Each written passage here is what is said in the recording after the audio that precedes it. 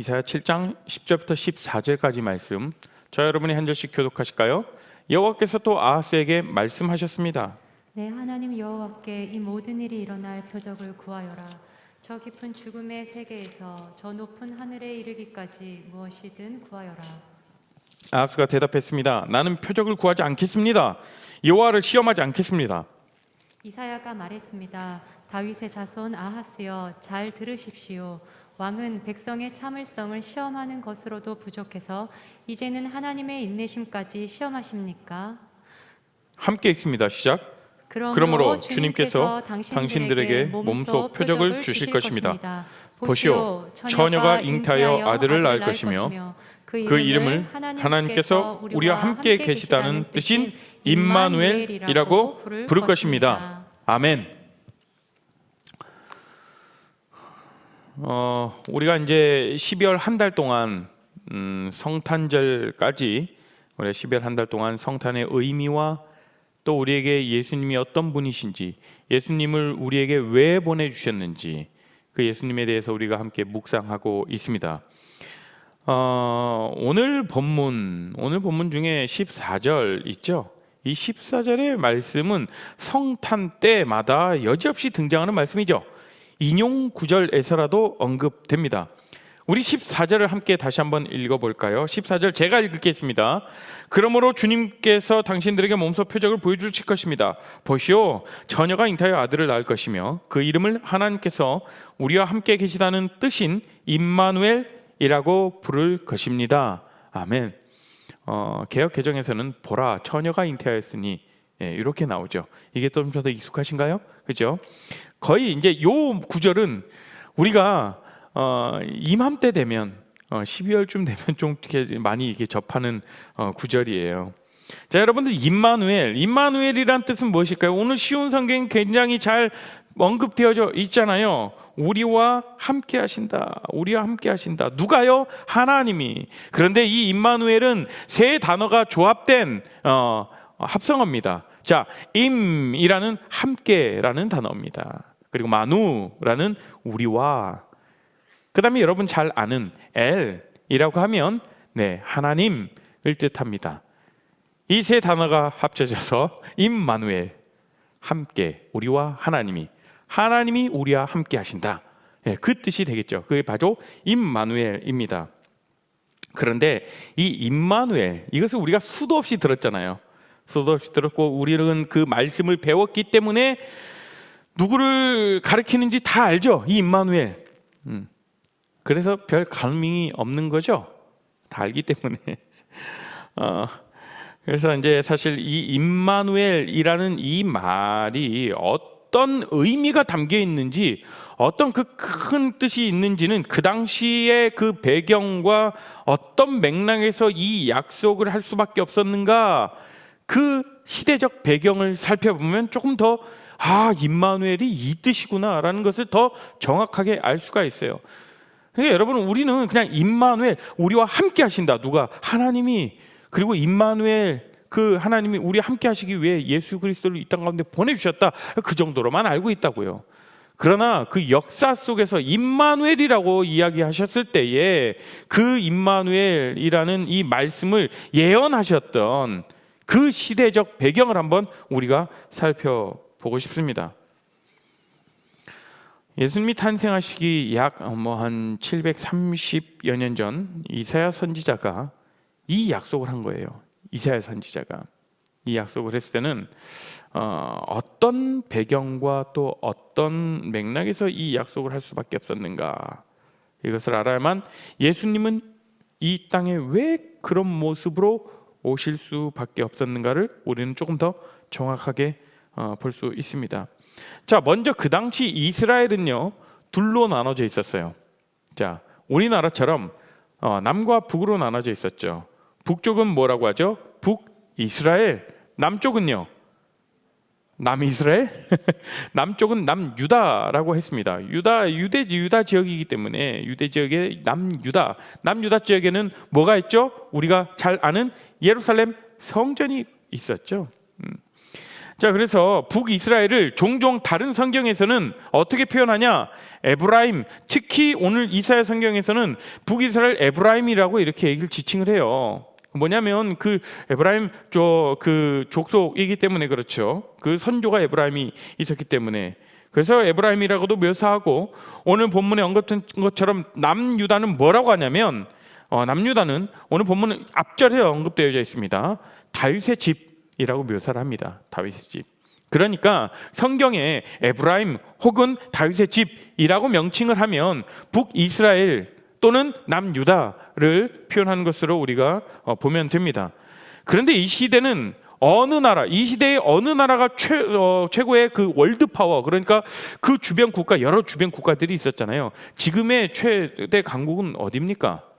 뭐 미국이라 해도 뭐 과언이 아니겠죠. 틀린 말은 아니겠죠. 이것처럼 그 시대에도 최대 강국이 있었습니다. 최대 강국이 어디였을까요? 그때 최대 월드 파워를 가지고 있었던 초강대국 아수르, 들어봤죠? 아수르. 사실은 이제 아수르에 의해서 이제 북이스라엘이 멸망하긴 했잖아요. 아수르라는 나라였어요. 그런데 이 나라가 점점 보니까 세력을 확대해 가는 거예요. 확장해 가는 거예요. 어마어마하게 힘이 세져요. 엄청난 무기와 엄청난 군사력과 주변 국가들이 하나하나씩 다 잡아먹는 거예요. 그러니까 북이스라엘 주변 국가인 아람이라는 나라가 있었어요.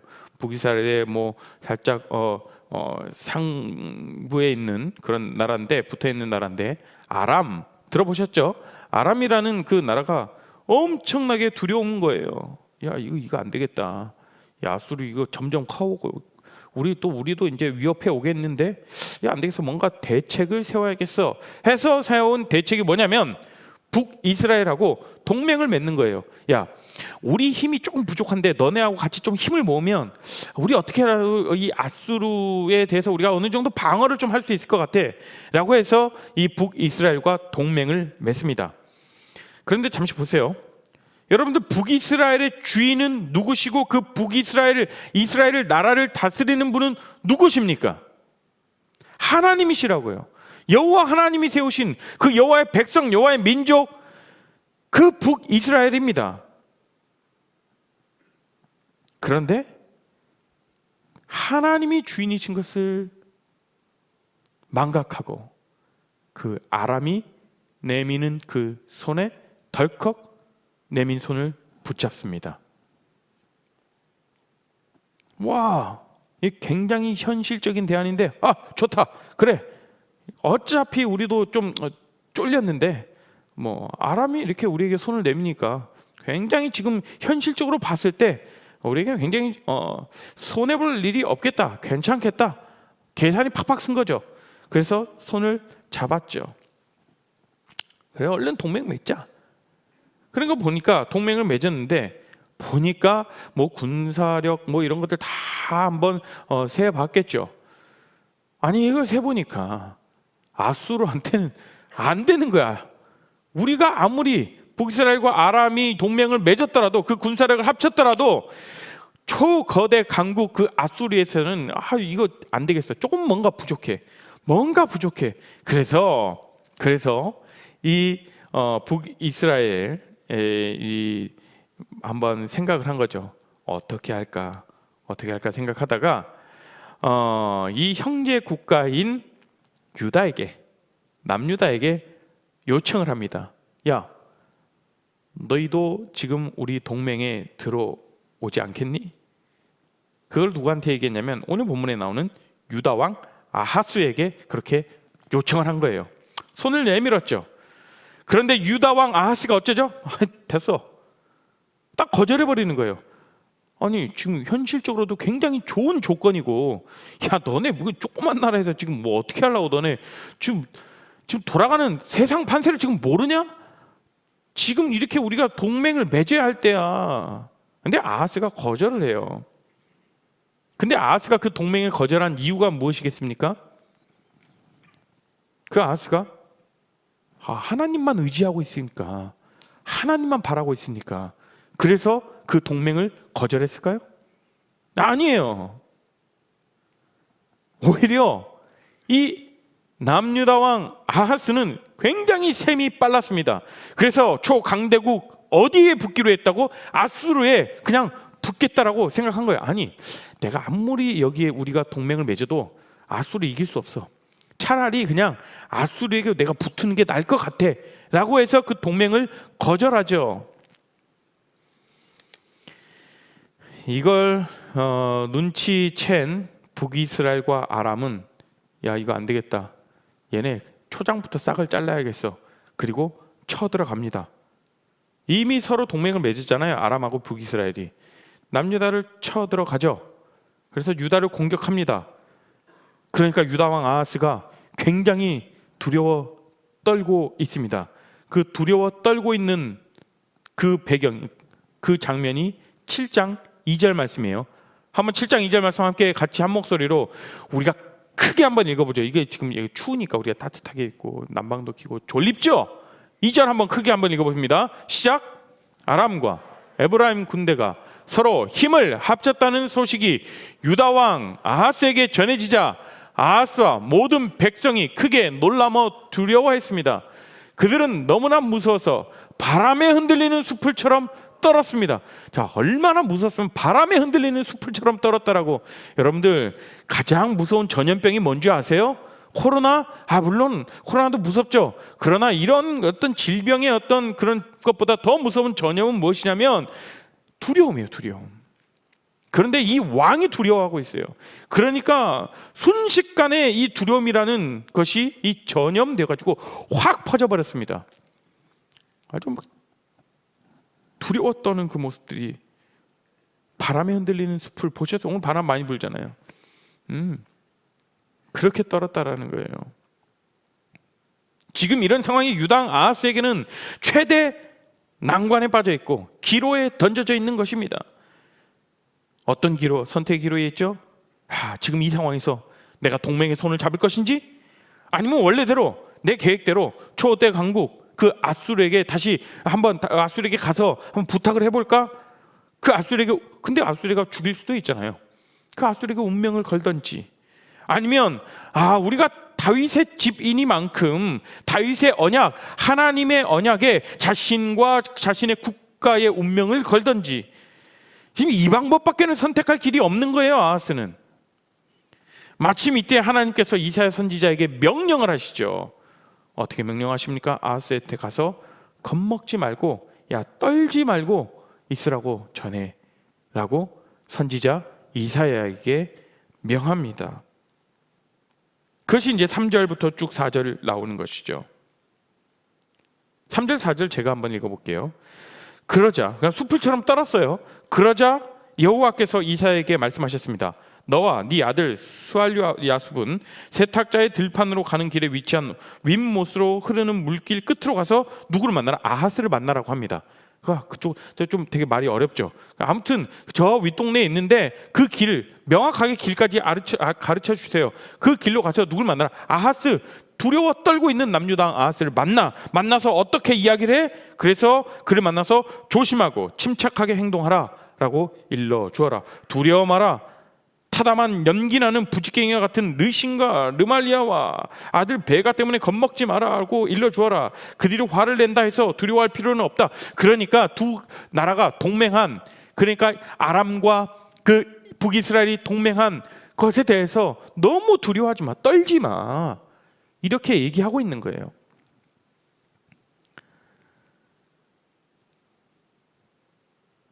그러니까 다윗에게 하신 하나님의 약속이 있었습니다.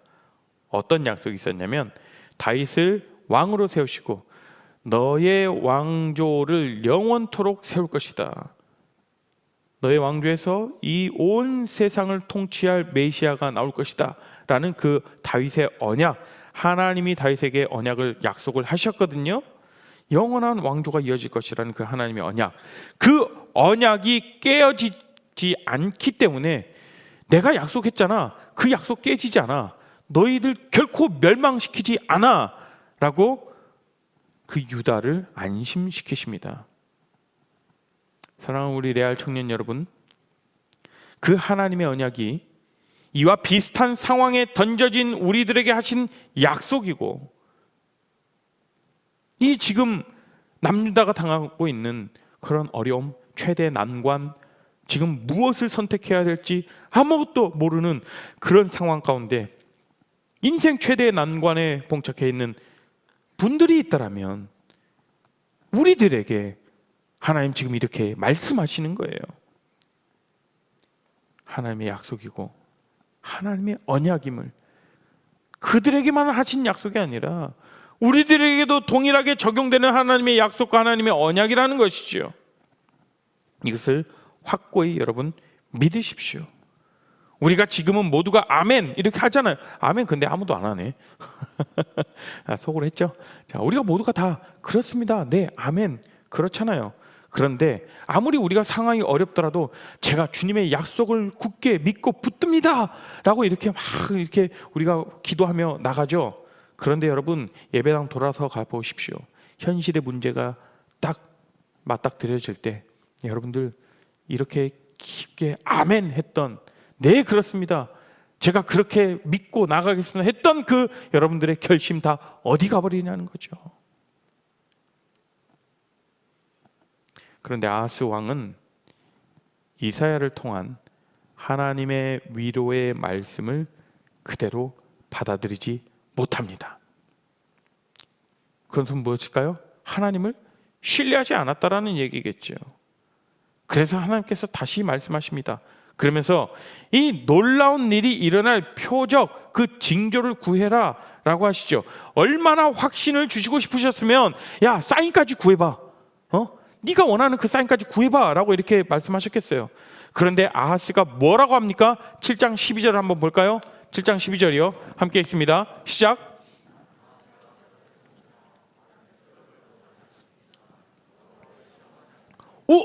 아하스가 이래요.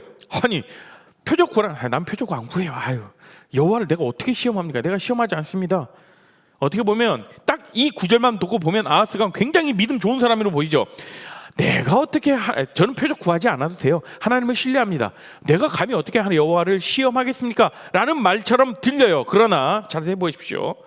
그러나 이런 거예요. 뭐냐면 신앙 좋은 것처럼 그렇게 들리는 것이 아니라 우리가 지금까지 전체 문맥상 배경을 살펴봤을 때 무슨 뜻이 됩니까?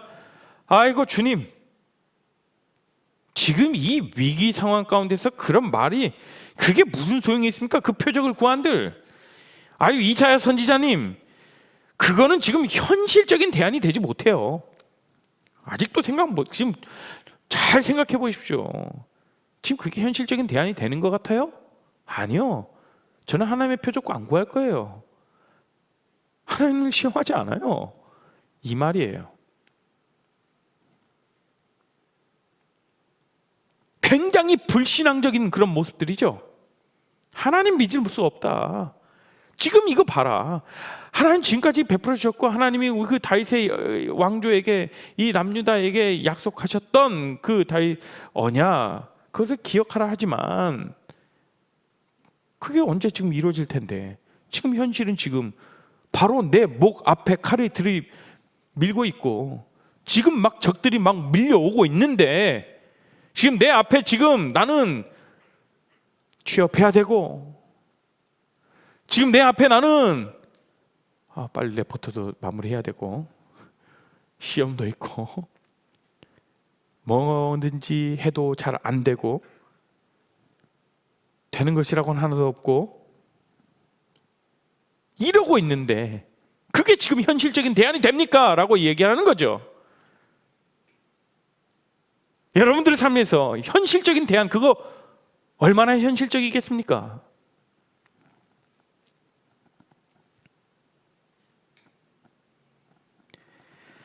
그러니까 이렇게 설득을 하는데도 아하스 왕은 거절합니다.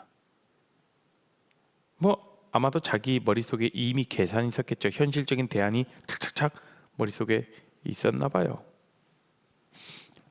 여러분, 우리가 삶을 살아가다 보면, 특히 신앙생활 하다 보면 말씀이 해답되고 말씀대로 살아가야 되고 그렇게 해야 하는 줄 알아요. 그렇죠? 그건 동의가 되잖아요. 언제 동의가 됩니까? 지금 예배 드릴 때, 그땐 동의가 돼요. 그런데 현실적인 문제에 닥치면 그건 예배당에서 하는 얘기고, 그건 내가 뭐 기도할 때나 하는 얘기고, 우리의 고백일 뿐이지 그게 현실적인 대답은 아니지 않느냐? 아니요. 하나님의 말씀과 하나님의 언약이 우리 모든 성도들의 해답이고 그 대안이 될 수 있기를 주의 이름으로 축복합니다. 여러분, 현실적인 대안, 자꾸 세상적인 것에 기웃거리지 마십시오. 우리에게 이미 해답을 주셨지 않습니까? 하나님께서 여러분에게 약속하셨지 않습니까? 그 약속 붙들기를 바랍니다. 어떤 상황 속에서도 하나님의 약속이 대안이 되어야 돼요. 왜냐? 하나님은 절대 포기하지 않으시니까요. 다시 한번 하나님은 이사야 선지자를 통해서 위로의 메시지를 우리에게 주십니다. 오늘 말씀 14절입니다. 함께 읽어보도록 하겠습니다. 시작. 그러므로 주님께서 당신들에게 몸소 표적을 주실 것입니다. 보시오, 처녀가 잉태하여 아들을 낳을 것이며 그 이름을 하나님께서 우리와 함께 계신다는 뜻인 임마누엘이라고 부를 것입니다. 여러분, 14절에서 가장 중요한 단어는 무엇일까요? 임마누엘? 우리와 함께 계신다? 아니요. 가장 처음에 나오는 그러므로라는 접속사예요. 14절이 그러므로라는 단어로 시작할 때는 앞에 뭘 받은 어떤 결과를 얘기하겠다는 거죠. 그죠? 그러므로 이렇게 정리하면서 얘기하겠다는 거잖아요. 앞에 뭡니까? 앞에 계속 뭐가 나왔어요? 제가 얘기했던 것. 아하스의 뭐요? 불신앙. 하나님은 표적도 구하지 않고 시험도 하지 않겠다라는 그 아하스를 향해서 그러므로 내가 직접 그 표적을 너희에게 주겠다. 표적 안 구해? 나를 의지 안 해? 그럼 내가 직접 표적 줄게. 그 표적을 직접 준 게 무엇입니까? 임마누엘. 그러니까 이 임마누엘의 약속은 우리의 신앙에서 나온 대안이 아니라 철저하게 그 불신앙 가운데서 나온 대안이라는 것이에요. 불신앙에서 나온 해답이에요. 우리가 하나님의 말씀을 잘 순종함에 따라서 대한 그 결과로 주신 그 대안이 아니라 우리가 죄악 가운데 있고 우리가 굉장히 연약한 가운데 있는 그 우리들을 위해 주시는 하나님의 약속이라는 거예요. 그 우리 가운데 주신 하나님의 약속 임마누엘, 예수 그리스도께서 우리 가운데 그 예수 그리스도를 우리 가운데 보내주신다라는 거잖아요. 하나님의 사랑이 느껴지지 않습니까? 굉장히 우리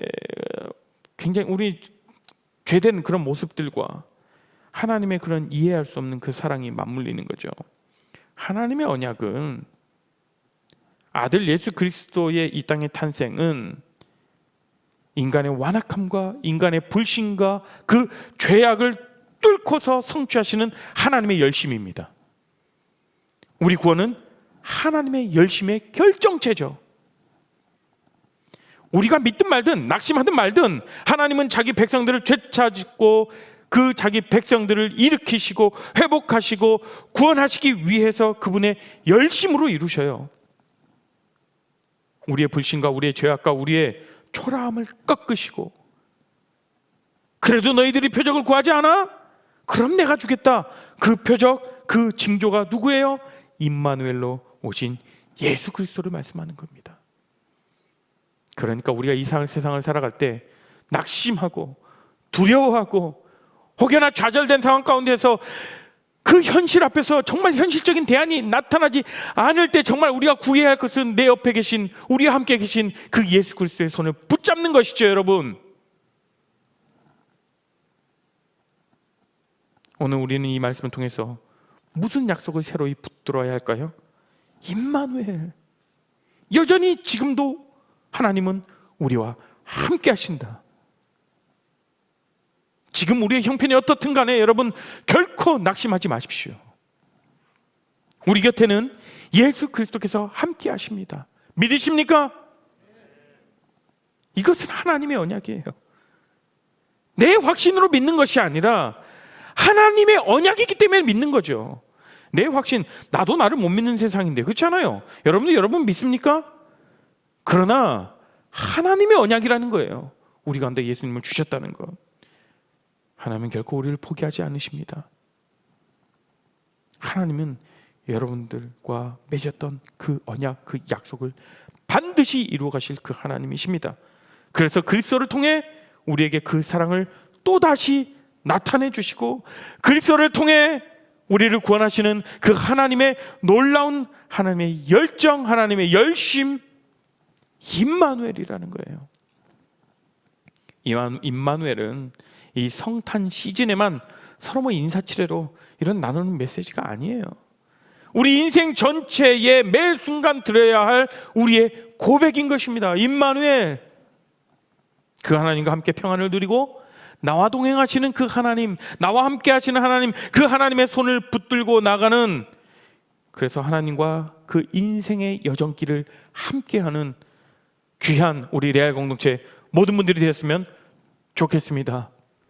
지금은 우리 주 예수 그리스도의 은혜와 하나님의 크신 사랑과 성령 하나님의 감화 교통하심이 우리 레알 공동체 가운데에 부어주시는 그 하나님의 은혜를 기억하며 나아가고, 또 임마누엘로 오신 그 예수 그리스도를 우리가 기억하며 우리와 늘 언제나 함께 하신 그 주님을 붙들기로 소망하고 간절히 기대하고 또한 결정하며 나가는 우리 모든 레알 공동체와 그 가족과 그 모든 지체들 가운데에 지금으로부터 영원토록 함께 하시기를 축원하옵나이다.